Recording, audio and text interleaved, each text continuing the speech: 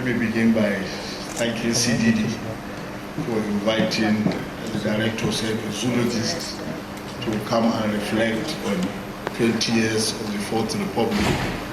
It's a curious choice, but I will not be the first one, because back in the 70s, I remember reading one of Nigeria's pioneer diplomats, Ambassador Leslie Harriman, who was also a zoologist, was asked that, "You are a zoologist, how did you end up in the foreign service?"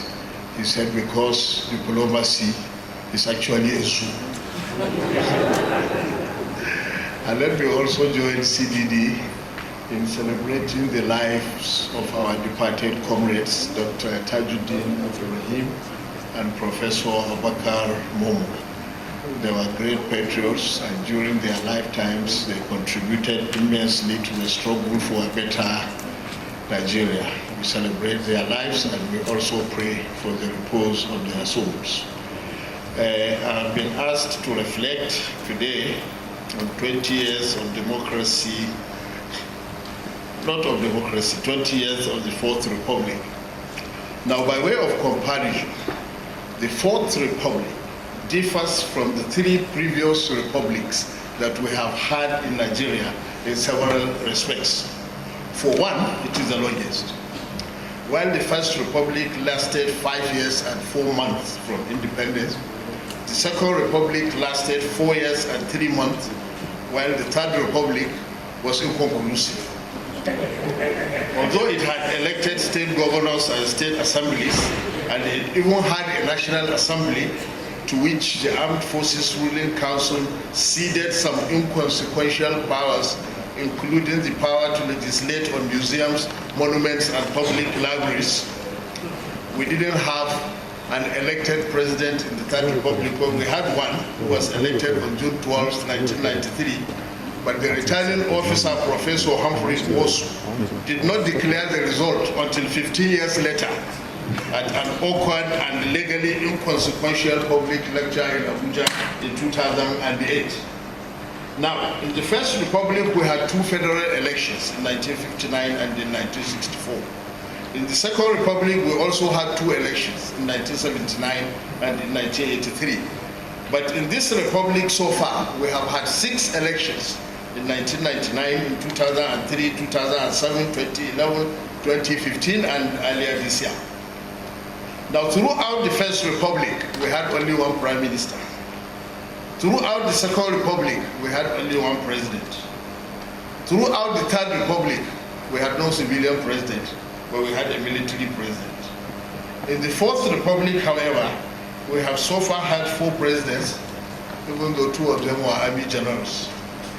We have had 6 presidential transitions so far in this republic, 5 of them through elections, 1 of them after a death in office, although 3 of them were cases of 1 person transiting to himself.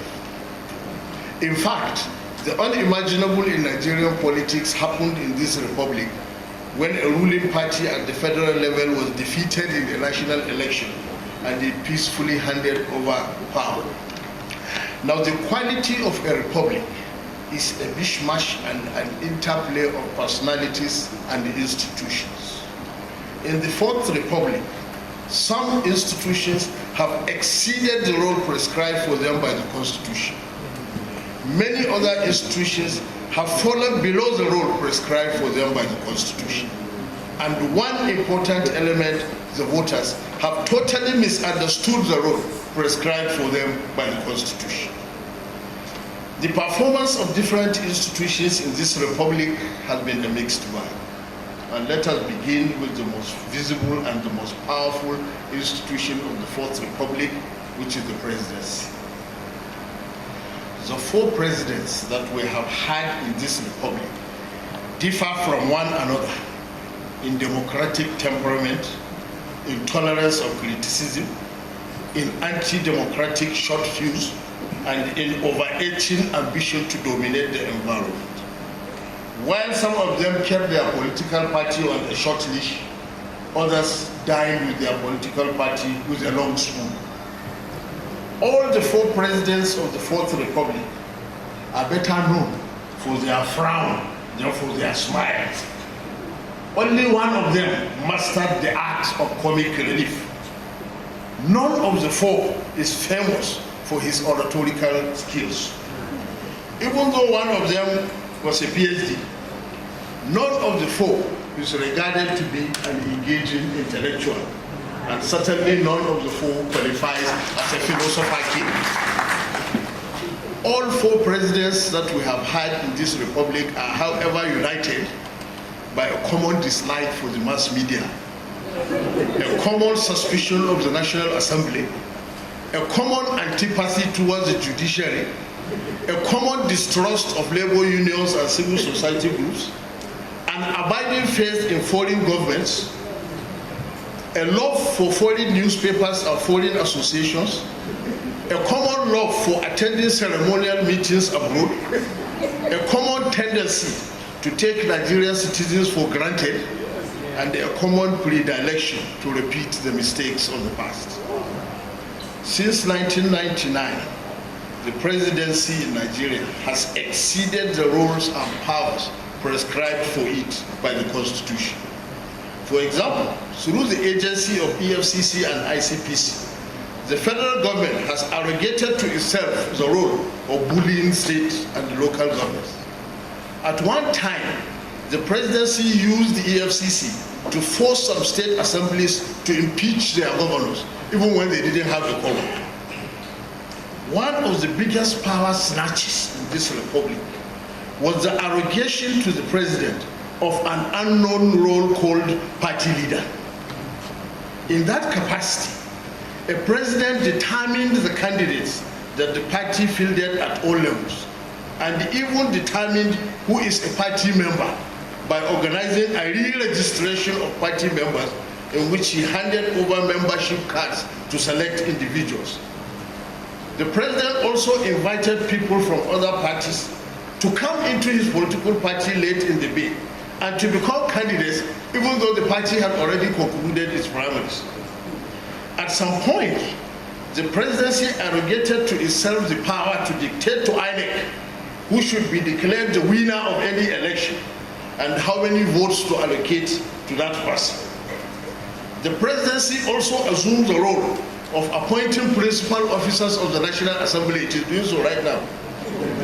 And any National Assembly leader who tried to assert its institutional independence was removed through what was famously called the banana peel. More recently, state governors are up in arms over a move by the federal government through the NFIU to bulldoze away the state and local government joint account, even though it is provided for in the Constitution, but even though it is also one of the most abused institutions of this republic. Now, after the president, ministers are the most visible and most powerful faces of the federal executive. After 20 years, we have had hundreds of ministers in the Fourth Republic. Ministers are extremely visible in Nigeria, and many Nigerians assess the quality of an administration by the antecedents, the sayings, and the deeds of its ministers. In the last 20 years, some ministers were extremely visible. Some, such as Dr. Eze Kwesili, are unforgettable, while many others were easily forgotten. Portfolio often has much to do with it, because some portfolios carry more responsibility than others. However, a minister's political antecedents, energy, political weight, thoughtfulness, presence of mind, cheerfulness, language fluency, and media savvy, not to mention conception of visionary policies and programs and their successful implementation, all counts towards his or her success. The National Assembly, from what I can gather in media and in private discussions, the National Assembly is the most unpopular of the big three institutions of the Fourth Republic. National Assembly members say that their democratic standing is heavy because of the big three. They were the only institution that was abolished during the years of military rule. This explanation is also given to explain some of the weaknesses of the National Assembly. I personally suspect that the relative openness of the National Assembly counts against it in public perception, because the public knows the salary and allowances of members of the National Assembly, unlike that of ministers and heads of key federal agencies. And also, the Nigerian public does not really appreciate the importance of lawmaking. Nigerians generally do not see why it should cost so much to be making laws. This is understandable because unlike in other societies where law is seen as all important, in Nigeria, the law is seen as an inconvenience which should be circumvented or even ignored. The general feeling, therefore, is that maintaining the National Assembly at great expense when what they are doing has little to do with the people's welfare. And it is not for nothing that National Assembly members try to cross over into executive functions by distributing irrigation pumps and fertilizer and other things. Now, the conduct and utterances of some National Assembly members did not help matters. In 1999, when the Assembly was freshly inaugurated, and the newspapers reported that each member was going to get 3 million naira as furniture allowance, there was a large public outcry. And Senator Chubo Okadi, who was one of the finest senators that we had, appeared on NTA and he said, look, we are here to alleviate poverty, not to spread it. Other things that gave the National Assembly a bad image include the delayed passage of the budget padding, scandalous stories about oversight function, scandalous allegations about constituency projects, and the like. Now, the worst defense that ever came out of the National Assembly, in my opinion, was in 2014, when it defended its 150 billion naira annual budget by comparing it to that of the executive. This happened at the time when the then CBN Governor Lamido Sanusi said at a lecture in Benin that the National Assembly was consuming too much of the budget. And the Assembly spokesman said that constitutionally, the National Assembly is equal to the executive, but that it is given only 25% of the federal government's recurrent budget, whereas the executive was taking 75%. It was the most hopeless explanation I've ever had. As for the judiciary, it has not earned popular respect in this republic. This is perhaps because justice is much delayed, courts adjourn too many times, there is too much technicality in the administration of justice, there is too much miscarriage of justice, there is too much corruption, too much discrepancy between what happens to a small thief and what happens to a big one. There are slap in the wrist judgments where powerful people are involved, such as the man who was convicted for embezzling 21 billion naira in pension funds, and he was fined 750,000 naira in Abuja here. Then there were ruthlessly partisan orders, such as in 2001, when a judge stopped the AMPP National Convention hours before it started. Even former President Obasanjo at the time, when he was asked on media chat, he said that was wicked. And then there are all kinds of interim injunctions. There are contradictory orders by courts of coordinated jurisdiction, and there is the subservience of state high courts to state governments. Now, some of these problems may not be the fault of the judges, but together they contribute to give the judiciary a poor image in this republic. Now, apart from the presidency, state governors are the next most powerful and most visible actors in this republic. I'm trying to choose my words carefully because I was afraid that some governors may walk in, but it is fair to say that state governors are exercising powers beyond what the Constitution envisaged for them.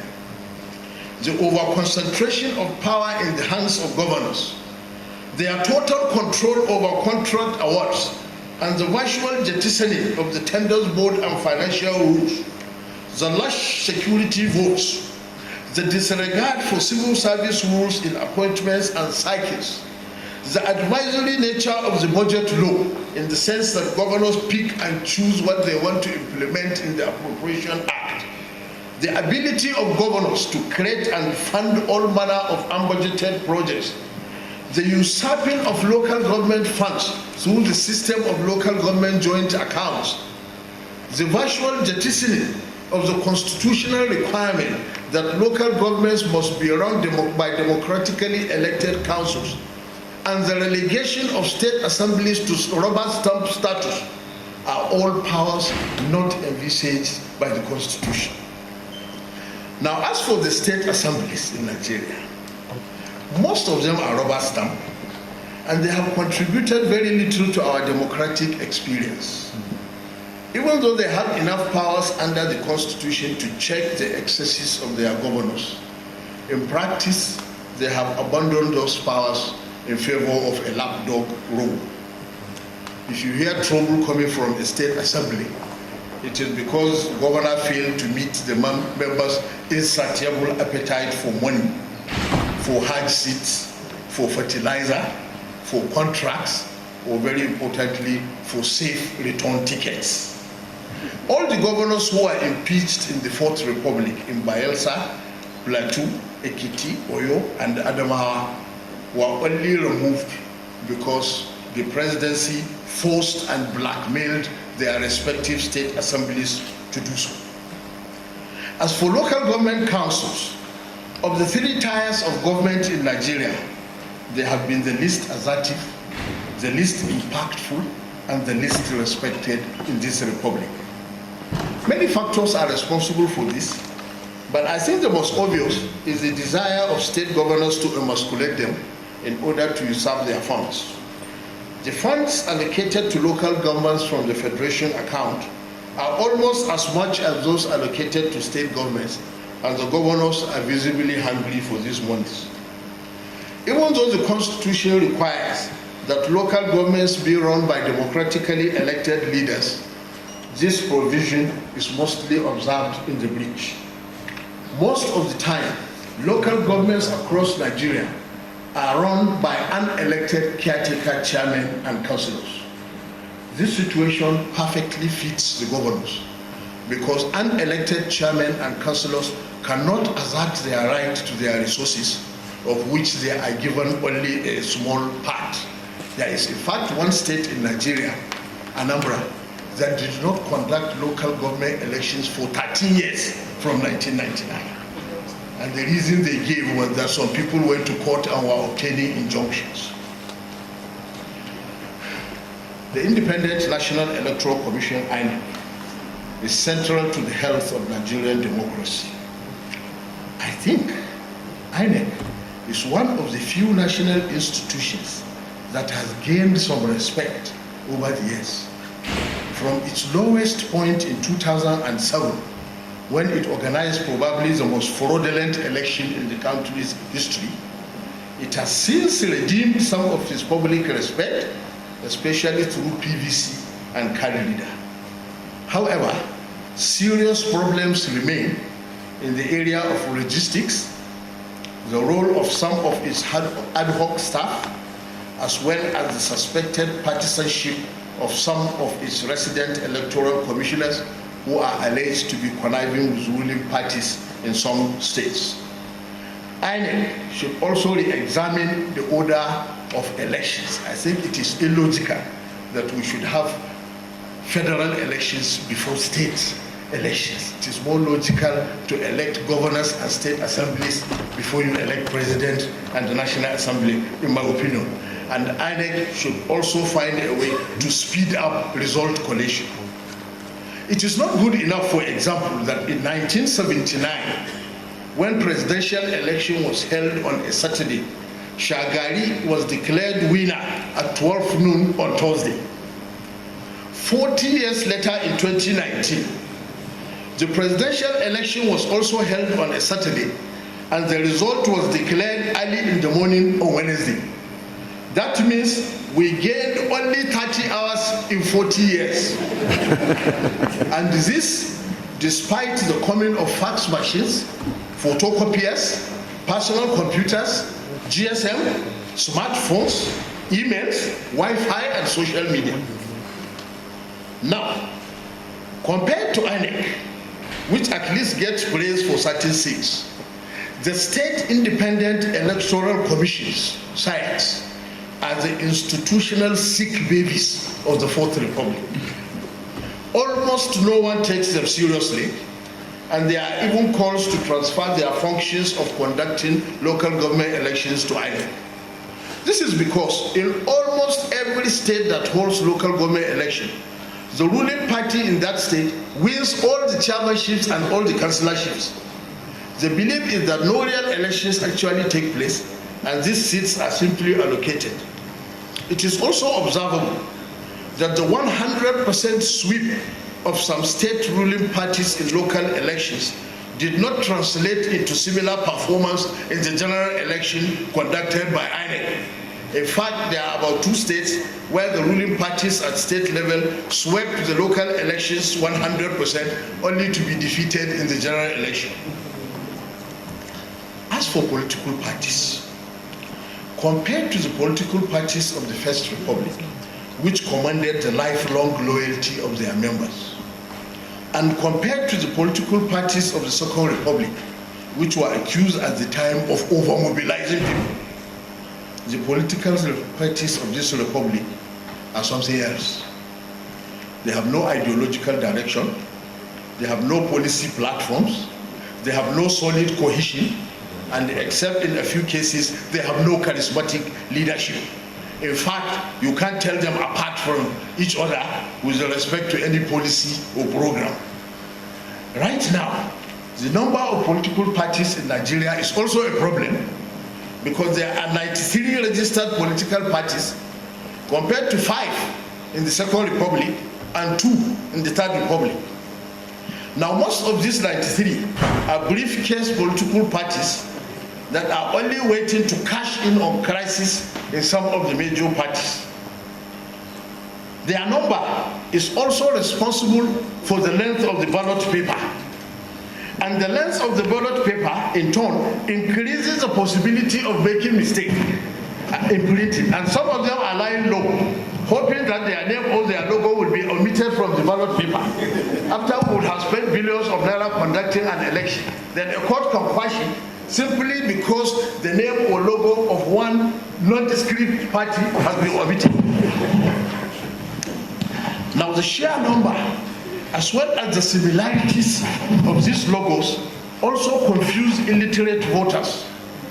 And their number is also responsible for the unnecessary delay in result counting and the collation. Now, the weakness of Fourth Republic political parties is also responsible for the prominent role that regional and ethnic groups have acquired in this republic.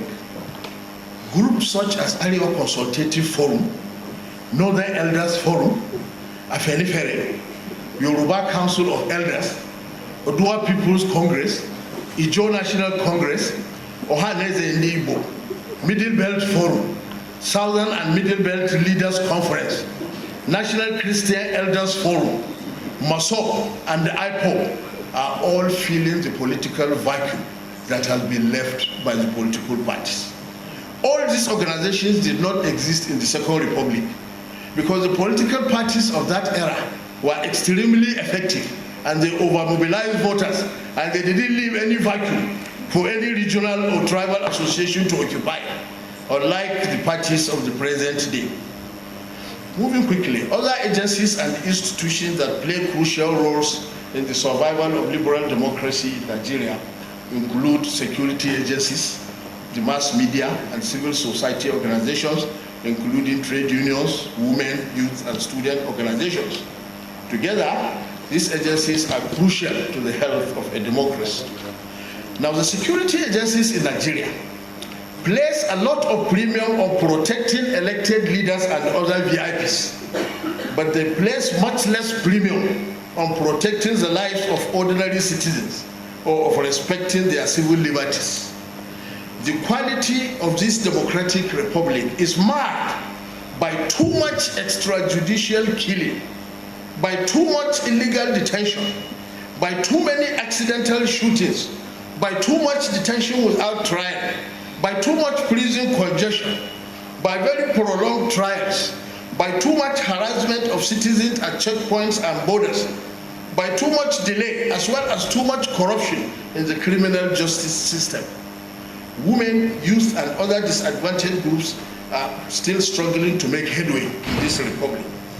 Democracy does not begin and end with voting, but with civil rights, with personal freedoms, with justice, and with accountability. Of the mass media in Nigeria, I don't want to say much. I was already an editor when this republic started. I can only say that the arrival of GSM phones and the later arrival of the internet and the social media has completely changed the media landscape in Nigeria. And even editors now have little control over public information. While the social media has democratized the flow of information and has reduced the tyranny of editors, our society is still coming to grips with the consequences of unedited information flow. As for civil society organizations, it is another story altogether. Remarkably, trade unions in Nigeria were more powerful under military rule than they are in this democratic republic. The NLC is now a shadow of its former self. Some of the most powerful trade unions of 40 years ago, such as the Nigeria Union of Teachers, the Railway Workers Union, the Dock Workers Union of Nigeria, and the Civil Service Technical Workers Union, are all shadows of their former selves today. Nigerian students who 40 years ago were the best organized, most vocal, and the most radical of civil groups in Nigeria are now reduced to organizing award ceremonies to give awards to the best governor in education, the best governor in health, etc. And then there is the electorate. There are now 84 million registered voters in Nigeria, but despite all the intense mobilization, only 29 million of them turned up at the polls during the last presidential election. I am yet to see a very good explanation for that. Maybe CDD has done a research. If we extrapolate from figures of the Bureau of Statistics, 38% of these registered voters are illiterate, and 50% of them live in extreme poverty. Among the remaining voters that are neither illiterate nor poverty-stricken, regionalism, religion, ethnicity, kinship, personal friendship, and personal benefit, like Professor said, are at the top of their agenda when casting their vote. In Nigeria here, a man can successfully contest for governor or even for president without having a program at all. No one will ask him or her what is his program for education, health, economy, infrastructure, or welfare. In Nigeria, therefore, a man throws all his energy into getting elected, and it is after he wins the election that he constitutes a team to work out a program. I once told a story in 2007 of a man who won a governorship election. He invited me to his state. I went and congratulated him. Then he said, advise me on my media relations. I said, well, sir, what I will advise you most importantly is that when you are working out your program, take into consideration media traditions. Because the media will come after 100 days and say, what have you done? They will come back after 6 months. They will come back after 1 year. They will come back after 2 years. So don't have only programs that take 4 years to mature. Find some low-hanging fruits and assemble them for the first 100 days. So that when the media come asking you have something to say, he said, very good. That's very good advice. Please do the program for me. I was confused. I said, okay, maybe he means I should take his program and break it into different areas. So when I was leaving, I said, sir, where is the program? So that I would go and work on it and break. He said, there is no program. That's why I asked you to produce the program for me. So the federal government itself did little. State governments built a lot of infrastructure, and in fact, they saved this republic. Because in 2001, when Professor Jega organized what you call Good Governance Tower to showcase the so-called dividends of democracy, reporters pointed out of the time that his tour team was only inspecting state government projects because the federal government didn't have any projects of its own to showcase. Now, the question to ask after 20 years is democracy here to stay? In 1976, when the US celebrated 200 years of its Declaration of Independence, Time magazine did a special edition titled A Line Unbroken. And in it listed all the presidents of the United States since 1789 with the obvious boast that no unelected person ever usurped the US presidency in 200 years. As we mark this 20th anniversary of the Fourth Republic, we can also make a list of our presidents and boast that it is a line unbroken. Only that it is an unbroken line of 4 people. I think liberal democracy survived uninterrupted in Nigeria for 20 years, not so much because of its own evident success, but because of the international situation, which is hostile to military and other types of unelected government, although it is very favorable to absolute monarchies. Back in the 1970s and early 1980s, anyone of Niger Delta militancy, Boko Haram insurgency, farmers' herders conflict in the north central, IPOB secessionist agitation in the southeast, kidnapping and banditry in the northwest, or high-level corruption in government, not to mention electoral fraud, will be enough to overthrow the government. Nor should we rely on the international situation to guarantee the survival of liberal democracy in Nigeria. This is because with the rise of right-wing populist regimes in some Western nations, there is no guarantee that they will continue to insist on upholding liberal democratic values in third world countries. We could easily slide back to the 1950s and 1960s when the Western powers valued a tyrannical but pro-Western regime much more than they valued a liberal democratic but a non-aligned regime.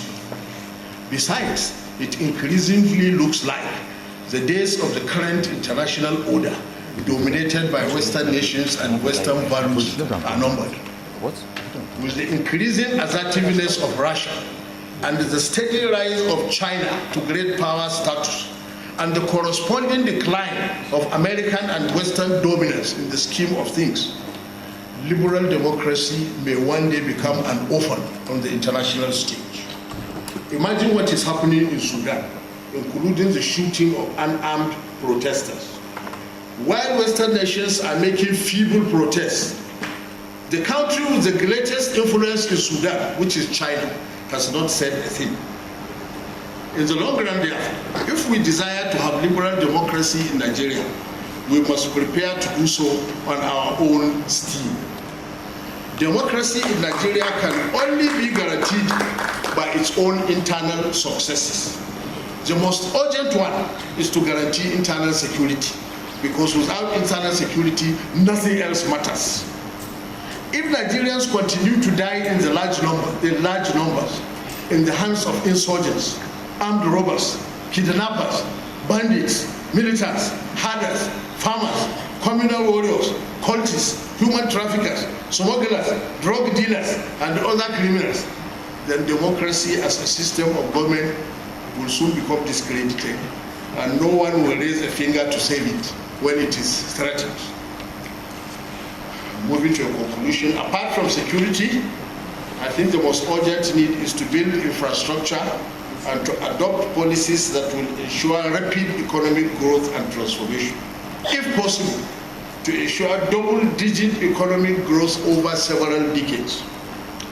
Right now, progress in Nigeria is held down by our very high rate of population growth, which by far outpaces the rate of economic growth.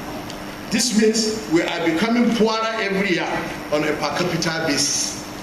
Now, a social economy in which 70% or 50% of the people live below the poverty line is not conducive for the flourishing of liberal democracy.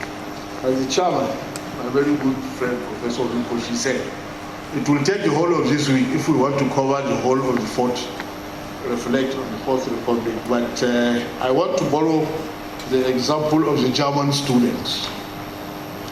A German teacher gave his students an assignment. He said everybody should go and write a 1,000-word article on milk and submit. And one student wrote 50 words and submitted. The teacher said, "You are a foolish student. I asked for 1,000 words on milk and you are writing 50 words. He said, "Sir, I wrote on condensed milk." Thank you very much. That was a wonderful speech by Prof. And I think it deserves another round of applause, please. All right, but through the discussions, I've actually picked a few things which I would want some clarification from Prof. You talked about the number of political parties that we already have right now, and I think it's a big headache, not only to INEC, but every citizen of Nigeria who is interested in good governance. And if we are not very careful, it may become more. And that would mean a lot of problems for us in our democratic process. So I want to ask Prof, that what would be your professional advice in that regard for perhaps if you can suggest numbers of political parties that may be ideal for a growing democracy like ours. Secondly, we have actually talked about the growing powers that the governors have. But a lot of people have also opined that there are some things that are concentrated at the federal level that has allowed governors in Nigeria to be ineffective. For instance, in terms of having federal roads that the federal government may not be able to reach in 4 years. Going through agriculture, when the federal government does not have access to land, then these certain things have actually affected governance in Nigeria. So I want to say that some people have actually said that a lot of power should be devolved into the state and local government by the federal government.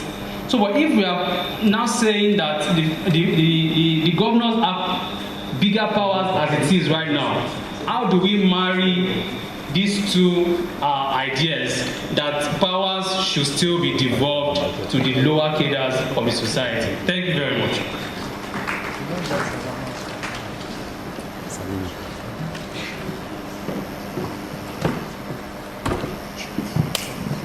Good morning, everyone. My name is Okoyemi Ismail, and I also follow the line of the first speaker. Thanks to the presenter, and we've actually gathered a lot of knowledge here today. But then, from my own perspective, I think the foundation of every democracy should be the Constitution. And if from the very beginning we got the Constitution very wrong, we should look back and see how we can get it straight. I just think that's the only thing I want to check. Where's the setting up?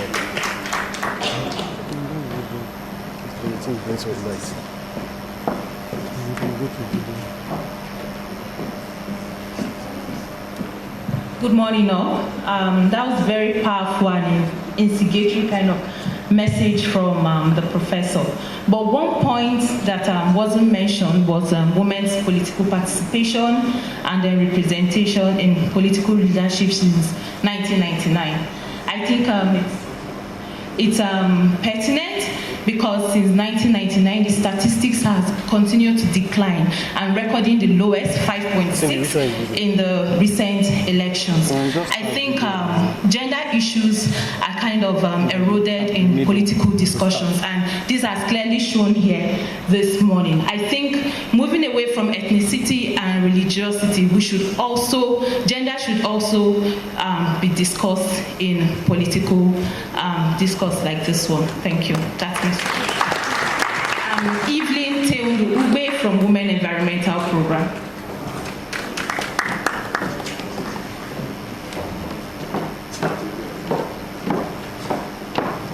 Good afternoon, everyone. My name is Asindi Akani, and I want to thank Prof for that very wonderful speech I've gathered a lot, but I have a few gray areas I'd like Prof to clear for me and for all of us. We talked about Nigerian growth vis-a-vis the population of Nigeria, and which tells us that the level which our population is growing, and if we continue like that and there's no population control, it means that at some point Nigeria will be nowhere to be found. And Prof, do you not think that it's important that we go back to check our constitution to address the issue of religion? Because in some parts of the country, we find out that they are more populated than other parts of the country, given the fact that we just have to be able to have more than enough that we can carry, that I'm not able to, I don't have a job, but I can marry 6 women and 8 women, and we can have more children, as many as we can. I think if we can address this issue of religion in the constitution, the issue of population, maybe this. I'd like you to address that, Prof. Thank you very much, Prof. Thank you very much indeed for those perspectives, and I would like to now invite the keynote speaker to reflect on them. Thank you. I don't think I should answer every question. It is our collective task to identify the issues in 20 years of the Fourth Republic and collectively to find the answers. But maybe the very first question about what is the ideal number of political parties, I think it will be difficult. Don't forget, we arrived at this situation in 2003. From 1999 to 2003, we had only 3 political parties in this republic. But when the Supreme Court delivered a landmark judgment in 2003 and seriously liberalized the conditions for the registration of parties, that is what brought us to this stage. Although there was another measure by which INEC can deregister a political party if it fails to win any seats at all in a general election. Again, people went to court, and again the courts quashed that one, and that is why we have so many parties and we are likely to have more. So I don't think we can sit down and say this is the number we should have, but we should make the conditions for registration more stringent through a constitutional amendment like we had in the Second Republic, when we said the political party must have a functional party office as well as functional executives in at least 2/3 of the states of the Federation. If you do that, 90% of the parties that we have today will disappear, because many of them are just made up of the certificate of registration carried in a briefcase. Thank you very much, Chairman.